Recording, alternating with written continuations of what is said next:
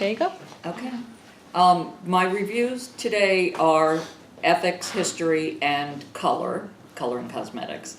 For ethics, I'd just like to talk to you a little bit about what you want to remember as far as ethical situations that occur in a funeral home, in a funeral situation. And what we always have to remember when we think of ethics is what is in the best interest of the deceased as well as the family of the deceased. And some areas of concern as far as ethics is when a family is faced with the option of an autopsy or the option of of the deceased being a bone or tissue donor. And sometimes they'll ask you, the funeral director, what your opinion is. We don't really offer opinions as far as what they should be doing, but what we should never do is tell them that by them either donating the organs of their loved one or agreeing to an autopsy, that it will then not allow them to have the type of funeral service they wanted. The only thing is that it can delay services that they might want, but nothing precludes having an open casket visitation if you are, if you are autopsied or if you are a bone or organ donor. When a person donates bones or organs, tissue, skin, everything is below the neck. So it has nothing to do with the viewable parts of the body. So that's where, funeral directors can get themselves in a sticky situation if they, forget that it's really unethical for us to advise people not to do it because it's making our job a little bit harder. So that's one area that ethics comes into play. Another one is pressure sales. We see this from time to time in the news, in funeral, newsletters and different things. And it's selling people stuff that they really don't need. For instance, telling them they have to have a vault when they don't. Selling a particular type of a casket, like a sealer casket, when it can be any kind of a metal casket. So avoiding pressure sales is very important. And that's, where funeral service sometimes gets its bad reputation because people feel that we take advantage of them, in their time of need, things like that. So it is very unethical. And even in New York State rules and regulations, it says there's a whole area called misconduct, and one of the things in misconduct is pressure sales. So those are two big areas. You always want to think about your ethics when it comes to dealing with funeral service. Of course, other things that come to mind are confidentiality, privacy, not talking about the condition of a body, not talking about what a family spent on anything, or anything with anybody other than the immediate family that you're dealing with. And of course, a high profile or a criminal death, such as a murder or a suicide, when newspapers will call you and talk to you and ask you specific questions. And you always, defer to the family, or no comment is probably the best thing to say. Again, the confidentiality, one of our big areas in the ethics course, okay? And then the only other thing that when you're, looking over notes and different things, go over your ethics glossary. Some of the key words, of course, the definition of ethics, and, honesty, and some of the words that, now that you would see and think in terms of how do we deal with families, how do we deal with the deceased, integrity, confidentiality, things like that. So I would just, review the ethics glossary again. And that's really all, I have to say about ethics. Just always remember it, when you are in funeral service. It's very, very important to what we do. Now, as far as history goes, basically what I have here is an outline of the course.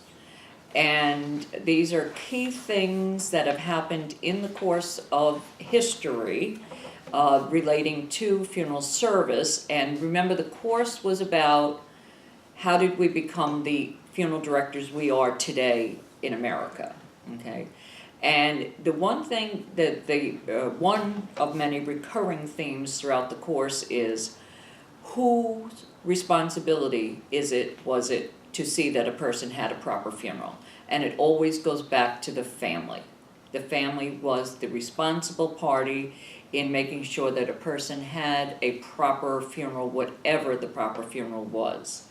And long before there was any such thing as an undertaker, a funeral director, a funeral home, people had to be buried, cremated, whatever other disposition there might have been, and it was always the family's responsibility.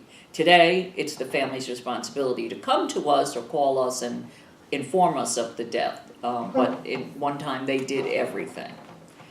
And so the word funeral comes from the Latin word funeralis, which means torchlight procession, and that was because funerals were at night, and long before any such thing as electricity or anything modern at all.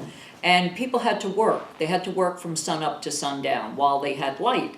So funerals were deferred until the evening, and torches would light the way. Then we went through various civilizations. The first one was the Egyptians, and what we talked about there was the fact that of all the great civilizations, that of ancient Egypt had the most influence on what have become American death customs. One of the key people, so to speak, in Egyptian funeral service was Osiris, and he was the god of the underworld, the judge of the dead. Everybody in the Egyptian culture, in the Egyptian belief, was that everybody had to go before Osiris.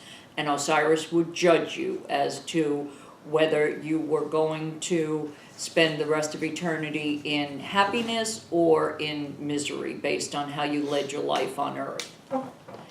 One of their core beliefs was something called the circle of necessity, and it was a 3,000-year journey that the soul had to take before revisiting the body.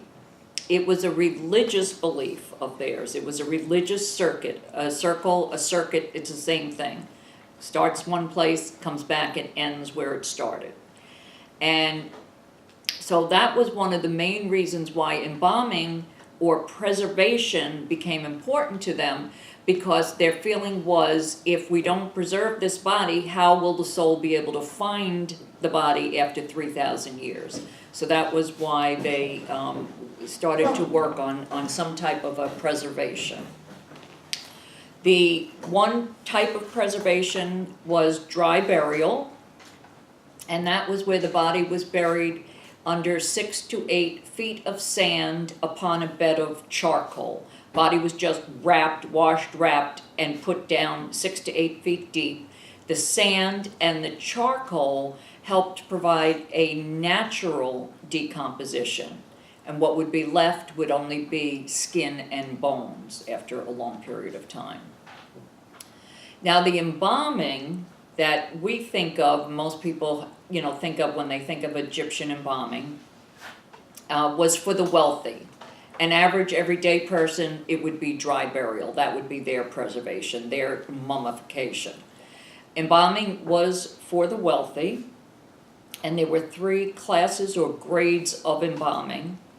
The first class was for the wealthiest. It was elaborate, it was expensive, and in that procedure, the viscera was removed, and it was put into 4 canopic jars.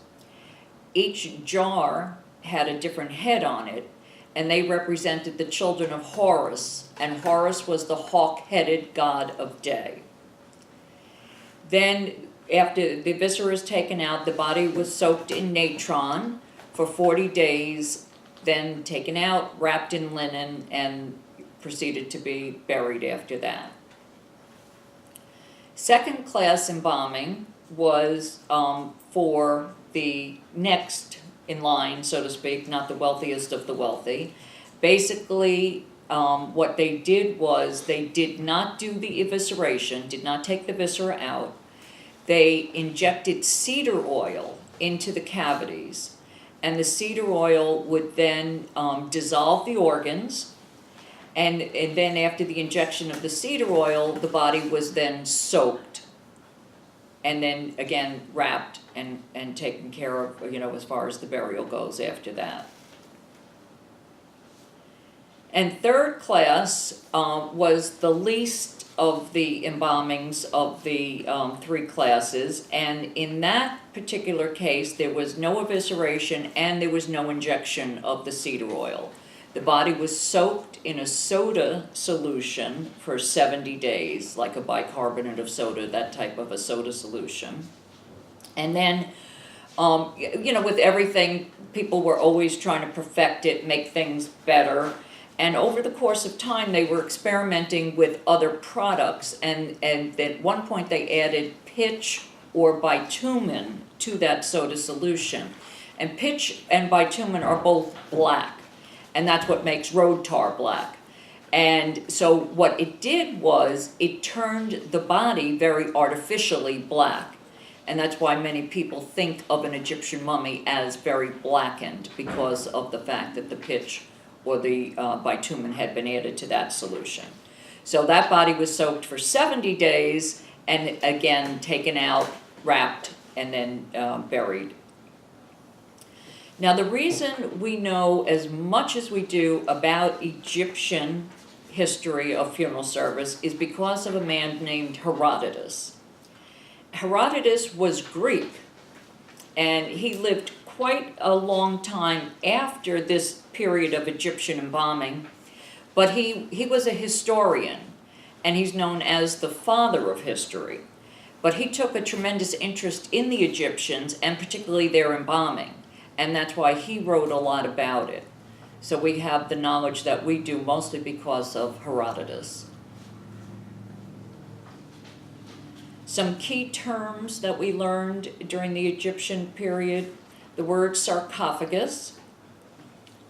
And sarcophagus is a large ornamental coffin.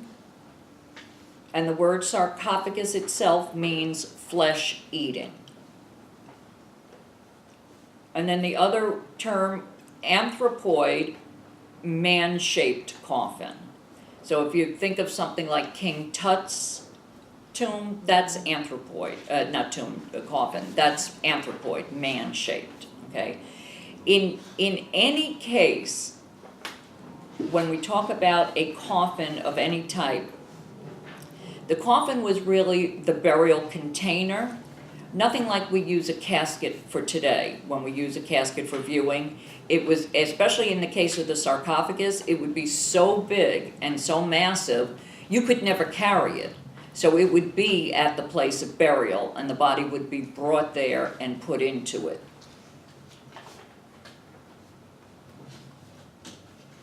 Now, the people who did the embalming were known as undertaking specialists. And these 6 people would be a part of any embalming. The kerheb was the priest or the supervisor, the person in charge. The surgeon was the chief embalmer. The scribe would make the mark for the incision. Parakeist would then come along and make the incision. And the apothecary made the aromatic powders, spices, oils, everything that was used to treat the body would be made by the apothecary. And then the palictors would then take those powders, oils, whatever was being used, and anoint the body with the oils. So what I like to say is it took 6 people to do what you'll be doing all by yourself. You will not have 5 assistants in the prep room. You will be making the incisions, and you will be applying everything and so forth. And then the other term that is associated with the Egyptians is the word necropolis. And necropolis literally means city of the dead. And the City of the Dead was basically what we would call a cemetery today. It contained tombs and places of burial. It also contained the mortuary temples. And the mortuary temples are the building where this embalming was done, in the mortuary temple. After that, we moved along to the Greeks. And the Greeks are credited with the introduction of cremation. Cremation was done on a bed of wood called a pyre. And with the Greeks, their belief was that when you died, your soul needed to be free to go on to its journey in the next life. And they felt that cremation was the best way to ensure that that soul would be free to go. And they referred to it as the power of the flame setting the soul free. Burn the body, the soul is then free to go about its next life and what it needs to do. The Greeks also had funeral processions with corpse bearers, and those would be the people who would carry the body, the corpse, a forerunner, so to speak, of our pallbearers. They also had a funeral feast. And the funeral feast was a meal served to people who had come to attend the funeral and the services and so forth.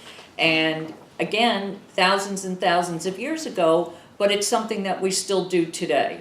Most funerals, there is some type of a feast, a meal, a repast, something after the funeral to give people a little something on their way home and to thank them for coming. They also believed in leaving sacrifices and making sacrifices. In many of the early cultures, their beliefs were that there were many gods out there, and you had to keep the gods happy so that they would not haunt the living. And one of the ways that they did that would be to leave sacrifices in the form of food and wine. And sometimes they also would make a sacrifice during the funeral where they would include gifts such as some treasures of the deceased, some of their important things that made that person who he was. They also sometimes put sacrificial animals either in the tomb or in the fire with the person, again offering sacrifices to the gods to keep them happy. There was also another custom that was practiced in the early Greek culture and many others as well, and that was called sati. And sati was a practice where the wife would join her husband in death. And in the case of cremation, she would join him in the funeral fire, on the pyre, not necessarily willingly, but there are many depictions in art where the woman is being kind of urged to do her wifely duties. But what the thing is that we find hard to believe today is that that was her role, was to be married to this man and to give him children. And if he was important enough, her life was considered over when his was over. And she would sometimes have to do her wifely duty by joining him. And that practice was called sati. Then we moved along to the Romans. And the Roman civilization was very long in history, timeline history, and it was very large because we think of Rome as a city in Italy today, but the Roman Empire encompassed a very, very large area, so it took into account a lot of people over a long period of time. So, and the thing with the Roman civilization is it evolved, as many did. But in the beginning of the Roman civilization, they did practice cremation. And then it wasn't until the birth of Christianity was there a move to earth burial? And we'll get to that later when we get to the beginnings of Christianity. Some of the things that the Romans introduced us to was the columbaria, which was a great tomb, and it also contained niches for cremated remains. And if you had to think about a columbaria, think about a community mausoleum at a cemetery today, where their crypts are for the bodies and the niches are for the cremated remains. So the Romans introduced us to the idea of the columbaria. They also introduced us to the catacomb. And the catacomb was underground burial, and it was rooms for tombs. So if you, they just discovered another one very, very recently over in Rome, where it's an excavation down into the ground, and there are separate rooms there for the burials. So the catacombs were, in the Roman civilization. And then another thing that the Romans introduced us to was the idea of extramural burial. And extra means outside, mural means wall. Extramural burial was outside the walls of the city. And again, hard for us to imagine today, but cities were walled. People built walls around their cities, mostly for protection, and everything occurred within the walls of the city. You were born, you lived, you died, you grew your crops, you raised your animals, you got your drinking water.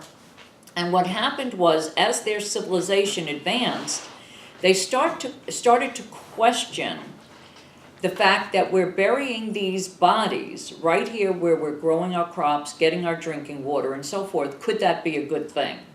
So what they said was, for sanitary reasons, we're going to move the burials outside the walls of the city. So once that practice started, they stopped burying within the walls of the city and only outside the walls of the city. And it would be roads leading outside the city would have burial grounds, what we would call cemeteries today, tombs and so forth, erected leading out of the city. The people who were important in funeral service, the funeral professionals in the days of the Romans, were known as funeral functionaries. And let me just back up a second again and remind you that average everyday person, the family's taking care of them. But if you're a leader, a ruler, a doctor, somebody really important, somebody of a higher rank or status, you would need somebody else to be taking care of your funeral arrangements. And that's where the funeral functionaries would come in. The funeral functionaries were the polinctors, they were the embalmers, and they were either the slaves or the employees of the libatinarius. The libatinarius was the head undertaker. He is noted as being the direct ancestor of the modern day funeral director, our role model, so to speak, of the modern day funeral director. Libitina was the goddess of corpses and funerals. The designator was the master of ceremonies. He directed the procession. And the praeco was the crier. He invited people to funerals. Now again, these people were all, involved in what would be funeral service. Again, today it's going to be you, the funeral director. You'll be in charge of all of these things. The Libatinarius, one of the reasons he's seen as being our role model is that he introduced a lot of things to us about how to put together a funeral, how to direct a funeral procession, and so forth. He introduced mourning paraphernalia, different things that we don't use exactly the same, but similar type things today. And the praeco, the crier, again, we have to think back to a time when there was no such thing as a newspaper, a phone, a cell phone, or anything. How did anybody know what was going on in town? It would be the town crier, and when it came to funerals, it's the funeral crier. And the funeral crier's job was to go around town and announce, that there was a death and what the funeral arrangements were. And in many cases, his job was to invite certain people to attend the funeral. If the person was important enough, then, a lot of people might have to be invited to attend. And if you were an important person, it might be very important for you to attend a particular funeral. So the praeco's job was to let any person know what was going on as far as funerals go. The Romans were also very big into professional mourners. In other words, people who were hired or paid to do their mourning for them. Romans were known as being stoic, and when you're stoic, it means that you're very strong inside. You don't wear your heart on your sleeve. You don't cry out loud and so forth. And they felt that the deceased needed to be mourned. So they had to hire, and in this case it was women were hired to be a part of the funeral procession, guide the deceased to the place of burial, and cry and tear at their hair and rip their clothing to show the spirit of the deceased that he will be missed and he will be mourned. Then we spoke briefly about the early Hebrews, and there was no embalming. Burial was quick. It was usually the same day. And they also believed that the family should be buried together so that they would be together in the afterlife. Burial was usually on the family grounds or near the family dwellings, and family was very important, that they be kept together. Then we saw the introduction of Christianity, and basically a Christian is anyone who was a follower of Christ. So once he was on earth and started to have a following, people modeled their lives after him and they modeled their deaths after him. The Christianity believes in the resurrection of the body, that someday that we would all be raised up, and they also believed that everyone would be punished or rewarded for his life on earth. Christianity taught that your soul is the important part of who you are. It's your soul that will go on to heaven, but because your body did such a good job of housing your soul or taking good care of your soul, that it should be treated with reverence and respect. And they did not feel that cremation was a very respectful form of disposition. So for two main reasons. One, the resurrection of the body. If we cremate the body, how can it be raised up later on? And then because of the hallowed nature of the body, the respected nature of the body, better to bury it than to cremate it. So as people became Christians, they started getting away from that cremation that had been the mode of disposition early on in the Roman Empire. Also, the Christians were in no rush to bury. It should be at least 8 or more hours after death. Then, after we finished up with that area where the Romans and the Hebrews and the early Christians were, we started to move across the continent to, we moved across the continent and we went quite fast forwarded to the Middle Ages. The Middle Bronze Age. And the Middle Bronze Age, or the Bronze Age, was a period in history characterized by the use of bronze. And it was, and then we moved to an area of the world called Scandinavia and Germany. Now, Scandinavia is very far north.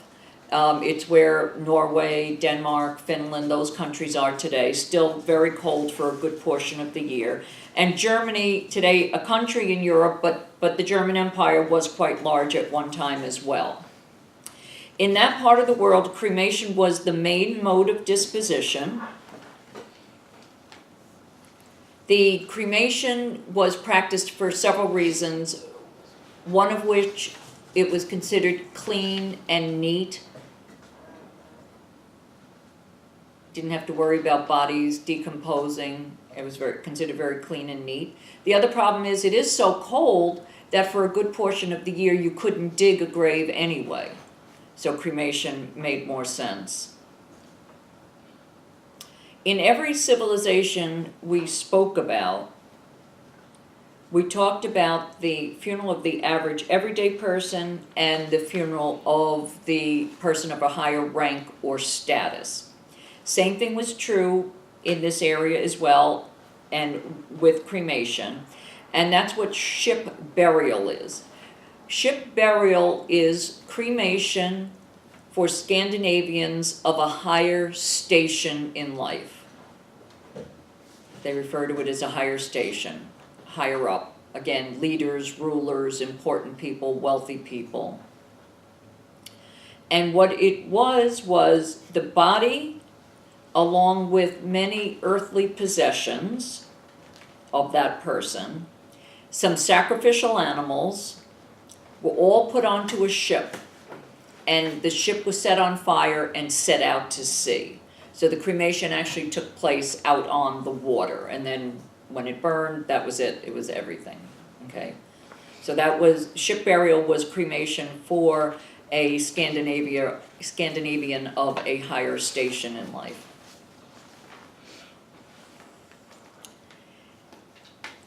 Then we started moving further west across Europe, and again jumped in time to the Middle Ages. And the Middle Ages ran from approximately 500 to 1500 AD. And by the time the Middle Ages came around, there were a lot of changes in the world, and certainly the world of funeral service.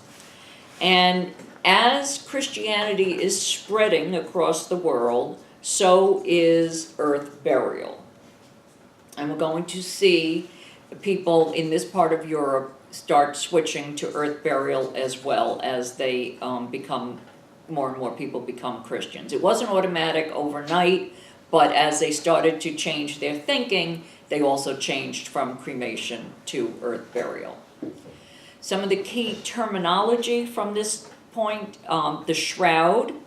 The shroud was the burial garment, a big piece of cloth that the body would be wrapped in and buried in. Again, no such thing as any type of a coffin, casket, burial container of any type.